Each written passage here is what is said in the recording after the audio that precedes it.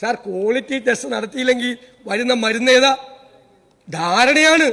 Kerala medical services കോർപ്പറേഷനിലെ ആളുകളും അവരും ചേർന്ന് കമ്പനികളും ചേർന്ന് ധാരണയാ ഇത് ക്വാളിറ്റി ടെസ്റ്റ് വിടൂല. ക്വാളിറ്റി ടെസ്റ്റ് വിട്ടില്ലെങ്കിൽ ചാത്തം മരുന്ന് വരും. പൊള്ളാച്ചിയിലൊക്കെ മരുന്നുണ്ടാക്കുന്നുണ്ട്. പൊള്ളാച്ചിയിലൊക്കെ 25 രൂപ വിലയുള്ള ഗുളിക 50 പൈസക്ക് കിട്ടുവാണ്.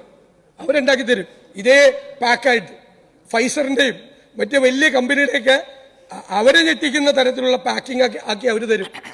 ഇതുപോലുള്ള ചാത്തം മരുന്ന് ക്വാളിറ്റി ടെസ്റ്റ് ഒരു ബാച്ചിൽ പോലും നടത്താതെ എക്സ്പയറി ഡേറ്റ് കഴിഞ്ഞ മരുന്ന് സർക്കാർ ആശുപത്രിയിൽ കൊടുത്ത് നമ്മുടെ കുഞ്ഞുങ്ങളല്ലേ, നമ്മുടെ കുടുംബക്കാരല്ലേ ഇതൊക്കെ വാങ്ങിച്ചു കഴിച്ചത് സർക്കാർ ആശുപത്രിയിൽ നിന്ന്. എന്തൊരു അഴിമതിയാണ് സാർ. നമ്മുടെ ഈ നിയമസഭയ്ക്കുള്ളൊരു പവിത്രതയും പ്രാധാന്യവും എല്ലാം ഉണ്ട്.